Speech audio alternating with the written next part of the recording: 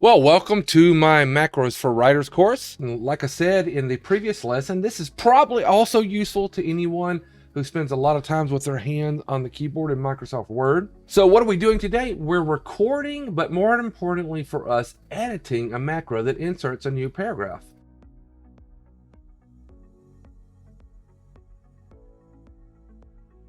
Now that may seem like a simple enough task, but our focus is on laying a foundation so that we can start doing some more important things as our lessons continue. Now, lest I scare you away, I want you to understand that the code that we're going to look at is very English-like and easy to understand. Okay, let's get started. What I want to do today is record the macro first before we get into the code and try to edit it. So I'm going to come down here and click the record button. Now, I've talked about the other ways to launch this record dialog box, so I'm just going to use this one. Click the record button here on the status bar. That brings up the dialog box to record the macro. Now, I have talked about these before, these macro dialog boxes. So, see a previous video if you're interested in the details. Specifically here, I want to call the macro, insert new paragraph above, test. Now, I pinned test there because I don't want to overwrite my version of the macro. Then I'll click the keyboard button, which allows me to set a keyboard shortcut. So in this new dialog box, in this middle right area, I can set a keyboard shortcut. I personally use Control Insert. That doesn't override anything as far as I know. And click Assign. Now you can see in the current keys, it's now assigned to Control Insert. So I can click Close. Now the little cassette on the cursor is telling me it's waiting for me and it's recording every step I take. Now we do need to use the keyboard or the menu ribbon commands so that it can record me. It can't record arbitrary mouse movements or arbitrary selections with the mouse.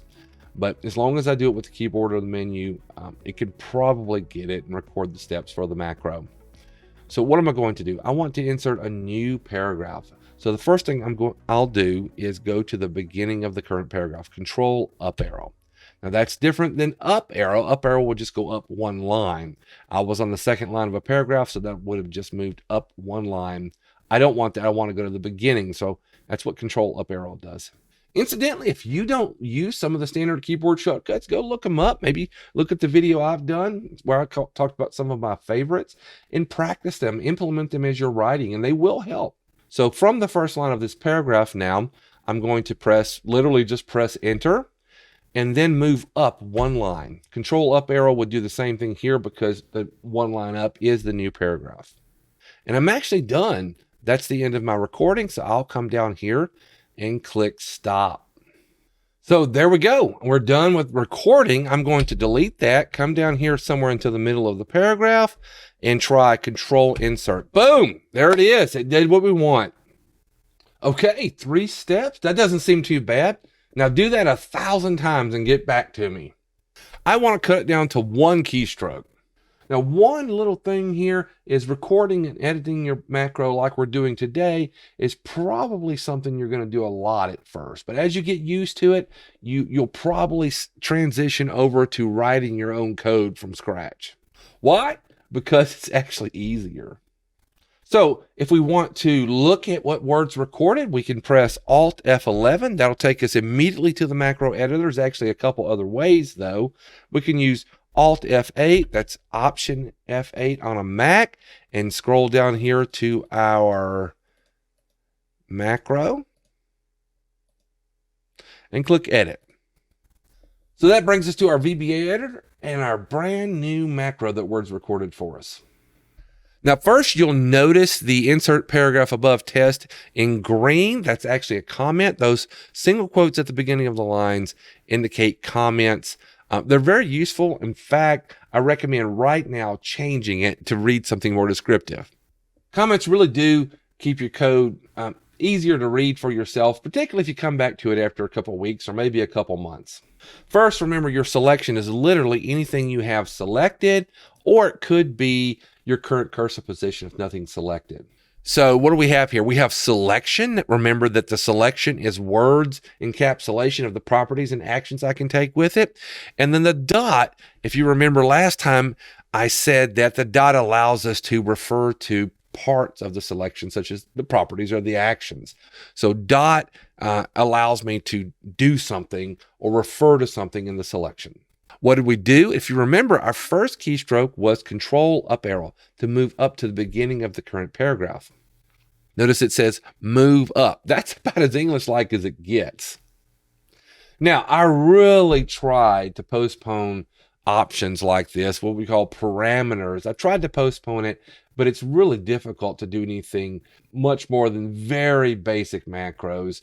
And Word automatically puts these options or parameters in. So I'm kind of stuck. We kind of have to go over them because that's the way Word recorded the macros. So that's what you'll see if you record your own macros. Specifically, if you look at this, Word inserted an option called a unit and count. So what does unit do? Unit tells Word what step size I'm going to use. Now, if you remember, hitting the up arrow moves up by one line, but we didn't do that. We hit Control up arrow. So Control up arrow moved up by a paragraph. And notice that the unit has a step size of paragraph. Now, the WD in front is just because it's a constant defined in Word. So don't worry about that. It's a paragraph step size. We do that by specifying the size of the unit. So the colon equals you see there, that's how VBA does an assignment. It takes that paragraph step size and stores it in the unit for the move up command. Now, some other step sizes include stepping up by line. You can actually see that if you peek down on the third line, you can actually see that Word defined the step size as line there. But you can also step by window and screen. If you think about it, like, you can use page up, page down, things like that. We're not going to worry about that for quite a while. Now, just as a quick aside, if you actually move left or move right with the selection object, then you'll have different step sizes that are natural, like character, word, or sentence. Depending on what direction you're moving, you're going to have a different kind of step size. Now here, count colon equals 1. That's actually redundant because the default step size is 1 unit, whether a paragraph or a line or what have you. But Word puts it in by default automatically. Of course, you can change that. You could make it 2 or 3, whatever your macro demands. I have occasionally put 2 when there's a certain process from a macro that actually needs 2 steps. It just depends on the macro. So what's the next line? It's selection.type paragraph. That's the literal command for when you press enter. It'll do exactly the same thing as if you press enter on the keyboard. So lastly, it moves up by 1 line. See, the unit says WD line. So when I pressed up arrow, the macro recorded another move up, this time with a step size of line. That positions my cursor on the new empty paragraph so that I can do whatever I want with it. So that's it. Now, it just 3 little steps, hopefully easy to read. Now, we've got to test this. You have to test your macros because if you don't, it's a good chance something's going to bite you later on. For example, I actually have one here. I'm going to show you right off the bat, just save you some trouble. It's not a big deal, but the macro kind of doesn't do what you expect in one little special case. Now, we tested this already in the middle of a paragraph, but the trick is if I happen to start at the beginning of a paragraph, we didn't look at that when we were writing the macro, but if I happen to be at the beginning of a paragraph like this, and I press Control Insert to run the macro, there you go. It inserted the new paragraph above the previous paragraph. That's not what we wanted. So what's the problem? We checked the macro in the middle of a paragraph, but we didn't check it at some of the other special cases like the beginning or the end of the paragraph. And specifically, the beginning of the paragraph is what gives us a little bit of trouble here. I mean, it's not going to cause you to lose data or anything, but it's annoying. So how do I solve that? Well, I'm just going to kind of give this to you. I've found this scrounging on the internet. It's kind of obvious once. It's one of those things that are obvious once you see it, but maybe not so obvious until you see it. Our way around this is to simply press the right arrow 1 time. Now I'm no longer at the beginning of the paragraph, and then press Control Insert. Boom, it works. Now, how do we do that in code? Now, in the previous video I did, we just simply re-recorded the macro from scratch, but we're not there anymore. We're growing up, we're looking at our code, we're editing our code. That's actually the point of this whole video here. Let's go Alt F11, go check out the macro. I want to move right at the beginning of this macro. So I insert a new line and press tab. Now, again, the tabs aren't essential, but they do help us read our code. It makes it clear and lines things up where we can read it clearly. So I want to move right. What do you think? What command do you think does that? I have selection dot. I want to move one character to the right. What do you think? Well, move right. That's it. Now, technically, I don't have to put in anything else because the default step size is character. That's what I want to do. And the default number of steps to take is 1. Therefore, I'm done. Now, let's go back here to my document. I'm currently at the beginning of this paragraph, and I press Control Insert. Boom, it does what I want. This actually works for any position in my paragraph, beginning, middle, end. I'm not going to show you all that for time's sake, but this is a foolproof method.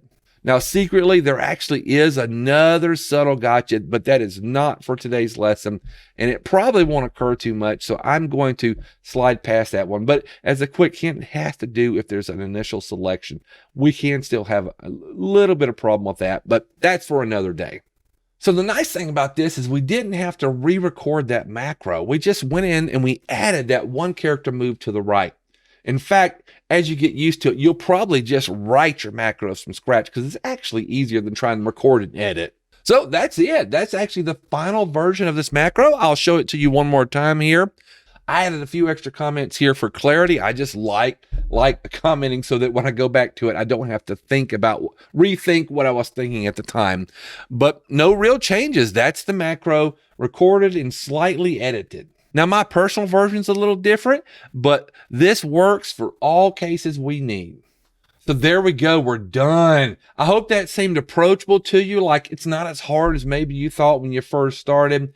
VBA really goes to great lengths to make it easy to read. Now, at some point, it does get a little bit of programmer-esque look to it.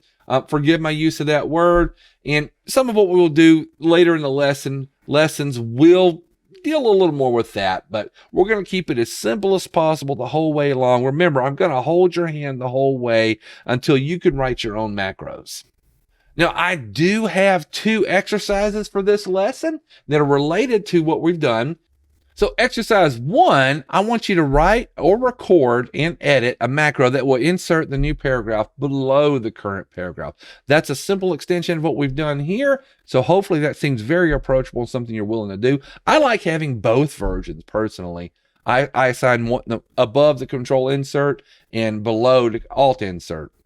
Exercise 2 is to write a macro to create a new paragraph with the current sentence. Now, this is one I wrote on a whim, I don't know, a few months ago, and I find myself using it quite a bit more often than I ever thought I would. So hopefully you'll find it useful too. In fact, I think a lot of these macros you'll find useful and much more useful than you probably thought when you started writing them.